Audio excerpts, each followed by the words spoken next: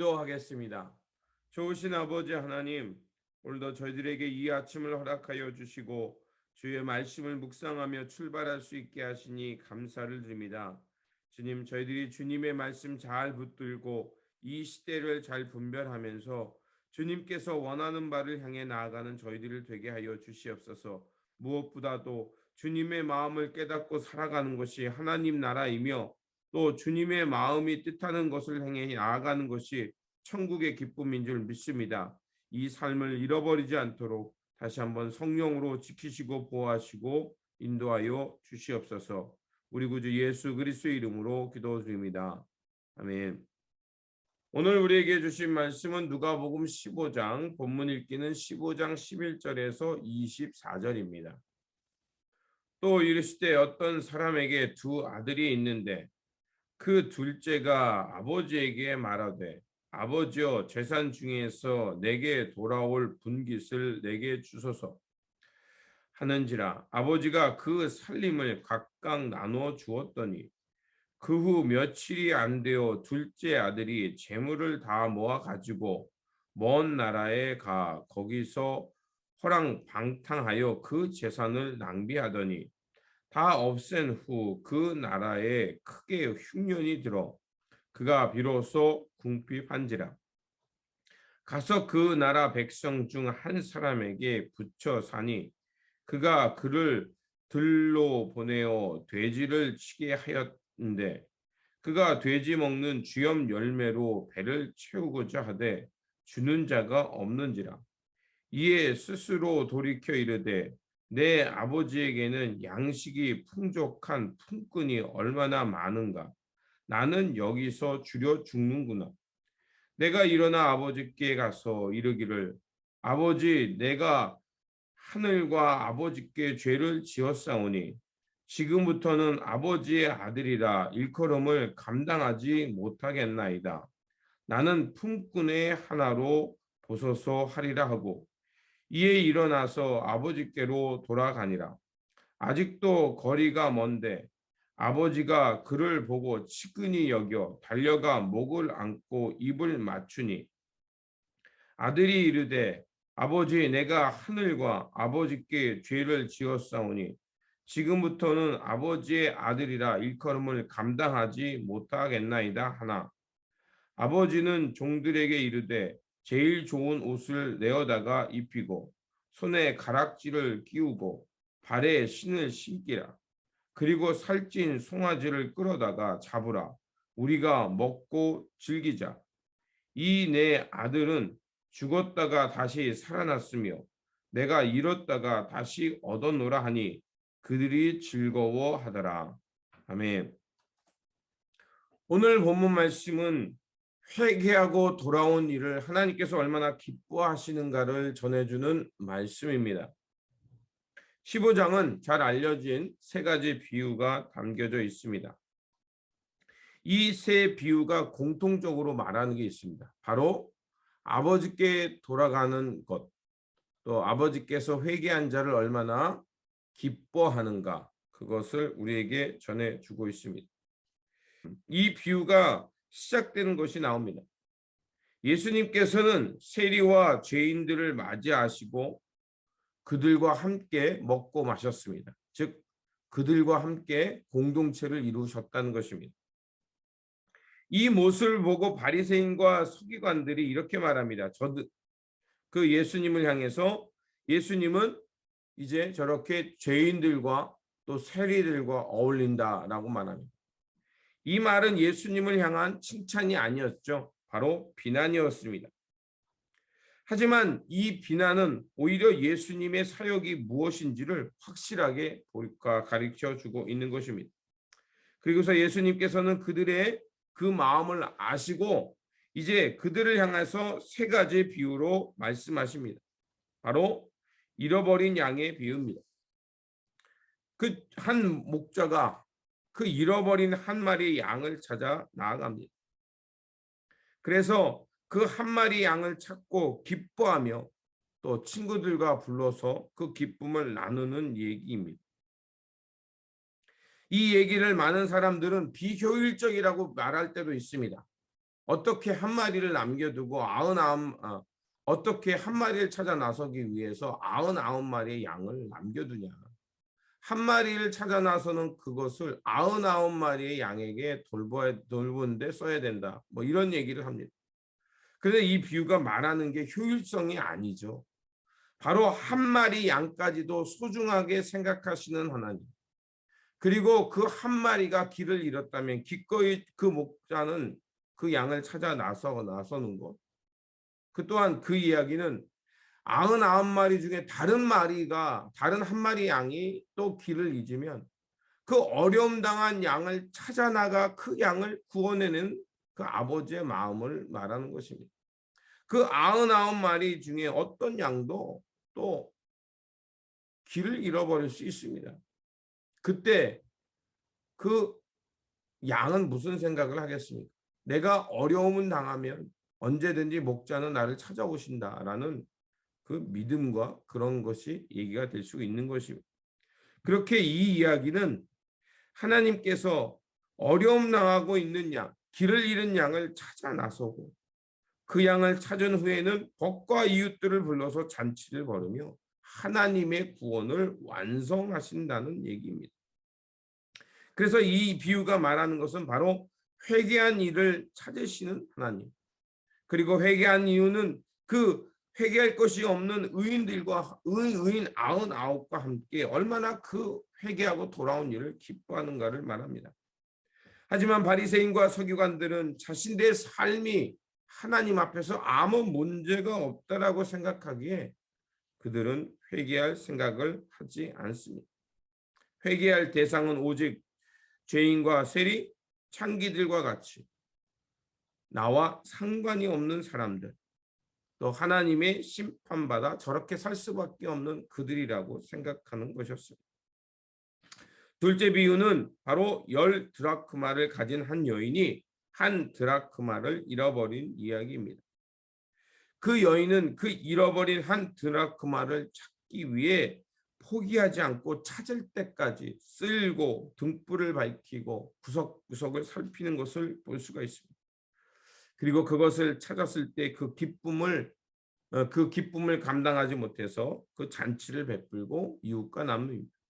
어떻게 보면 그 잔치를 배설하고 기쁨과 나누는 그 행위가 잃어버린 한 드라크마보다 더 많은 비용이 들 수도 있습니다. 그러나 이 비유가 말하는 것은 얼마나 그것을 찾은 기쁨을 즐거워하는가. 하나님의 기쁨을 말하는 것입니다. 하나님은 이제 이 이야기를 통해서 세상은 뭐라고 말하냐면 저 하나는 비효율적이다. 하나에 집중하는 것은 비효율성이다. 그래서 효율성에 집중한 나머지 물론 우리가 효율적인 것을 따져야죠. 그런데 우리가 어느 순간 사람의 생명까지도 사람의 존재까지도 효율적이다 비효율적으로 따지다 보니까 인간 냄새가 사라진 사회가 되어버렸습니다. 그 사람이 얼마나 우리에게 덕이 되고 보탬이 되는가, 나에게 얼마나 이익이 되는가, 그것으로 사람을 판단하다 보니까 우리는 효율성과 비효율성에 따라서 사람을 판단하고 등급을 매기게 되었던 것입니다. 하나님께서는 다시 한번 그 생명을 소중하게 여기는 것, 잃어버린 것을 찾아 그를 온전케 세워주는 것이 얼마나 하나님 나라의 기쁨이 되는 사회인가를 우리에게 말해주고 있습니다. 그리고 세 번째 유명한 비유죠. 돌아온 탕자의 이야기입니다. 이 비유는 너무나도 센세이션을 일으키는 비유입니다. 왜냐하면 아버지가 살아있는데 둘째 아들이 자기에게 돌아올 유산을 가지고 달라고 얘기합니다. 이거는 굉장히 그 사회에서 있을 수 없는 이야기였죠. 그런데 더 나아가서 그 둘째 아들은 얼마 지나지 않아 아버지로부터 받은 그 재산을 모두 팔아서 다른 나라, 아버지의 품을 떠나 자신이 원하는 세상으로 나아간 것입니다. 그러나 그곳에서 결국 그 재산을 다 탕진하고 인생의 파산을 경험하게 된 것입니다. 어떻게 보면 인간적으로 용납할 수 없는 아들입니다. 그리고 극한의 고난 속에서 그는 이제 자신의 삶을 다시 한번 돌아보게 됩니다. 그리고 자신이 하늘과 아버지께 얼마나 상상할 수 없는 큰 죄를 지었는가를 그제서야 깨닫게 됩니다. 자기 안에 희망이 없다는 것을 깨달은 거죠. 그러자 그는 어떻게 합니까? 이제 아버지의 품으로 돌아가기로 결심합니다. 그는 자신의 능력으로 무엇인가 할 수 있다라는 생각 속에서 나아가다가 결국 끝을 경험한 것입니다. 그 끝, 인생에 있어서 종말이라고 말할 수 있죠. 그가 그 인생의 끝을 경험하게 되자 그제서야 아버지를 생각하게 되고 아버지께 돌아갑니다. 그런데 어찌된 일인지 아버지는 아마 이 비유 속에 나와 있는 것처럼 아들이 자기의 품을 떠난 그 순간부터 아버지는 언제나 저 집에서 저 돌아오는 그 길 어귀까지 나아가서 둘째 아들을 기다리고 있었던 것입니다. 아들이 집에 당도하기 전에 아버지는 그 둘째 아들을 알아보고 끌어안고 입을 맞추며 그에게 새 옷과 금가락지와 새 신을 신기면서 다시 한번 아들로 받아들입니다. 그리고 아버지는 그의 삶에 대해서 어떠한 것을 평가하기보다는 죽었다가 다시 돌아온 그 아들을 기뻐하며 품꾼을 불러서 잔치를 배설합니다.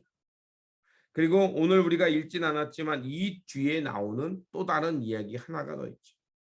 아버지 곁을 한 번도 떠나지 않았던 큰아들, 그리고 아버지의 명령에 따라서 열심히 순종하며 살았던 아들은 그 잔치와 기쁨의 소리를 듣게 되자 어떻게 합니까? 오히려 집에 들어가지 않고 그 종을 불러서 어떤 일이 있었는지 자초지종을 묻게 됩니다. 그때 집으로 아버지의 잔치에 들어오지 못한 그 아들을 찾아오시는 아버지의 모습도 나옵니다. 그리고 아버지가 그에게 얘기하죠. 너는 이만 나와 함께 있고 내게 있는 것이 다 너의 것인데 잃었다가 죽었다가 다시 돌아온 이 아들의 찾은 이 기쁨에 함께 초청하는 아버지의 모습이 나옵니다. 예. 우리는 이 모습을 보면서 정말 하나님께서 어떤 마음으로 오늘도 이 땅을 살피고 계시고 우리를 바라보고 있는지 알 수가 있습니다. 신앙의 본질은 회개하고 아버지께 돌아가 아버지의 마음을 깨닫고 이제 아버지로 받은 그 은혜를 기뻐하며 그 기쁨을 함께 나누며 함께 어우러져 살아갈 줄 아는 그 기쁨의 공동체를 이루는 것이 신앙의 본질이라 생각합니다. 그래서 교회란 이렇게 하나님의 은혜 가운데 용서받은 사람들이 이 은혜를 깨닫고 함께 기뻐하며 어우러짐의 공동체를 이뤄가는 것, 그것이 바로 교회이고 신앙 생활이라 저는 믿습니다. 그렇습니다. 둘째 아들 또 큰아들 모두 아버지의 기쁨을 알고 동참하라는 것이 바로 돌아온 탕자의 비유가 말하는 것입니다. 하나님의 관심은 내가 얼마나 재산적 손실을 입었는가에 대한 것이 아니라 회개하고 아버지께 돌아오는 것, 이렇다가 길을 찾아서 아버지의 품에 돌아와 그 품에 거하는 것에 있다는 것입니다. 하나님께서는 이처럼 진실로 회개하고 돌이켜 아버지의 마음을 알고 깨닫고 돌아가 하나님의 은혜 가운데 감사하며 살아갈 줄 아는 것, 그것을 경험하고 그 기쁨을 함께 누리는 것이 아버지의 마음이며 관심이며 우리가 지켜내야 될 하나님의 뜻입니다.